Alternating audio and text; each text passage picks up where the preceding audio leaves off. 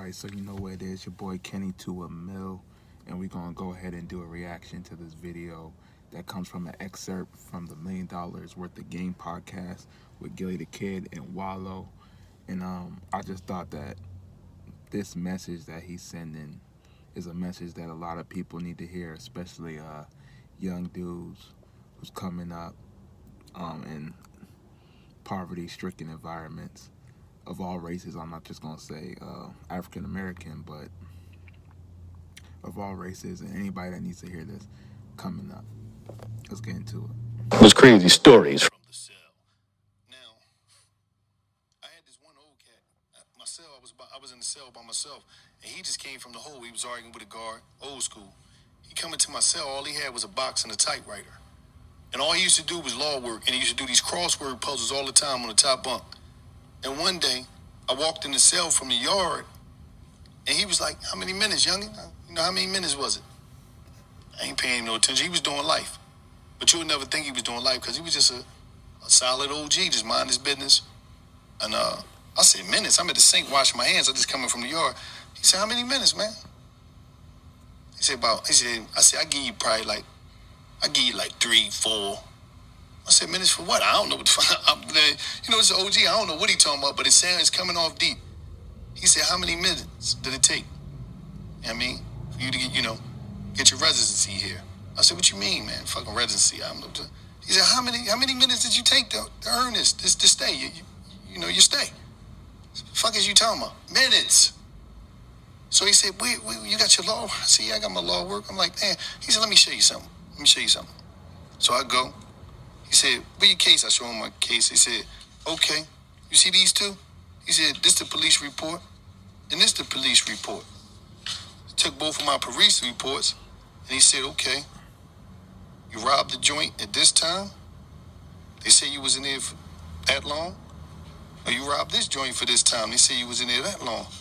He said, "That's like, each of them is like 2.5. Altogether, that's like 5 minutes, man." He said, 5 minutes got you 20 years in prison? He said, 5 minutes. Right? So just 5 minutes of your life. Change. Just something, a split decision. You know, in his situation, he was doing robberies. So that little bit of money that you got, you know, cost him 20 years of his life. 20 years. I'm only 24.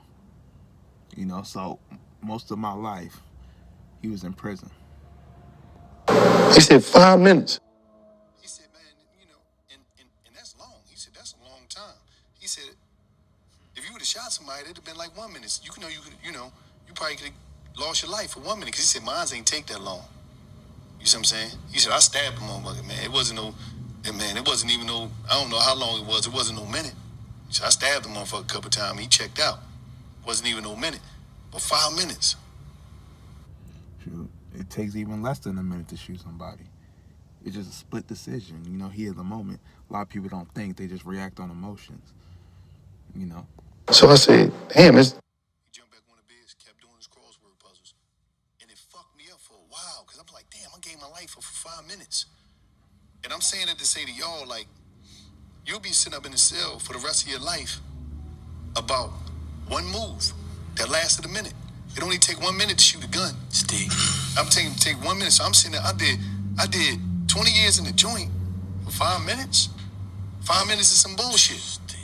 Could change your whole life forever. And like, if you out there, I'm gonna just say this to the people that want to hear it. Because you got a lot of dudes out there, y'all real niggas.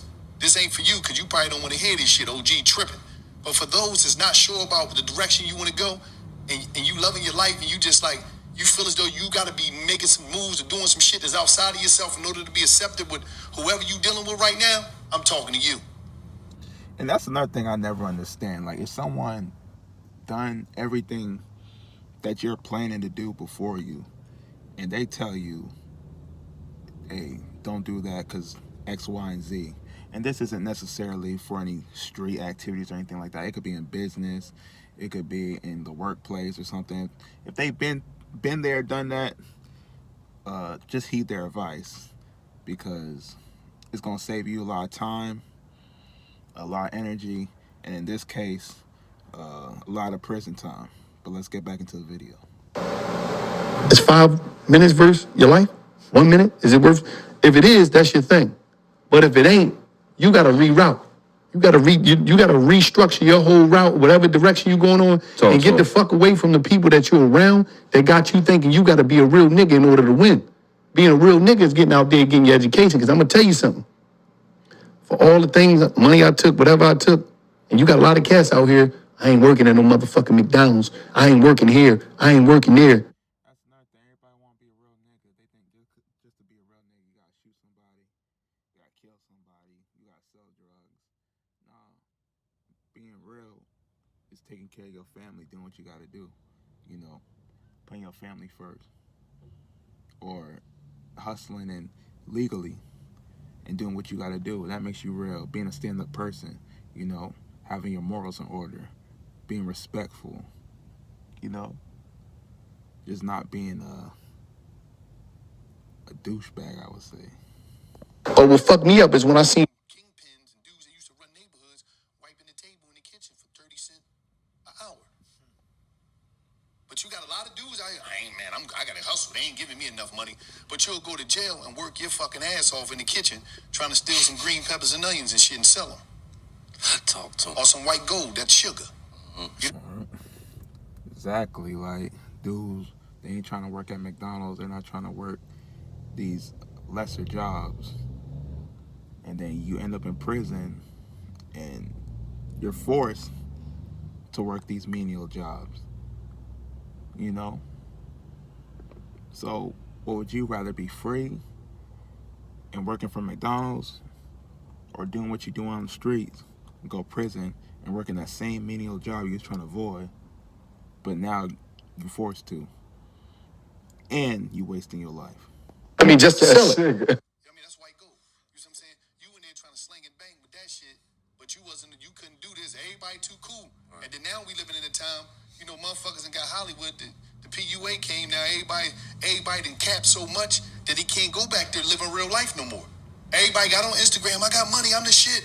I'm this. I'm that. I'm on a yacht in Miami. To now, they can't even go back to the jobs they had because they done shitted on their employers. You know, they didn't cap so much. Now everybody hiding now. They in the cut like, oh, I ain't going. They grams is slowed down and nobody want to work, man. Stories from the cell.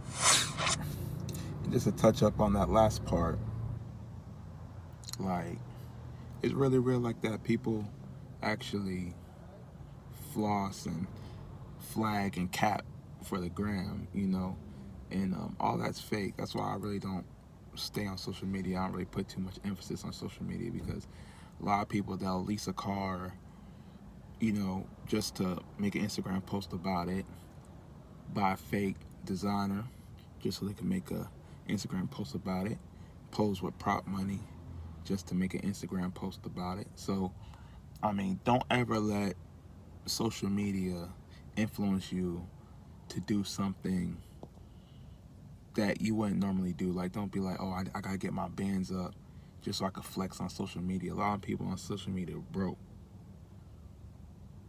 You look into their real lives, they have nothing going for them. They depressed. But because the thing about social media, you could post what you want people to see. You're not gonna post anything that you don't want people to see. So just keep that in mind. But like I said, go check out $1 Million Worth of Game podcast with Gilly the Kid and Wallo. Is really dope. I just wanted to share this little excerpt from it because I think it has a strong message behind it. And I'll probably link it, the original video, in the description. Don't forget to subscribe, like the video, comment below what you think about the video, and see you next time. Peace.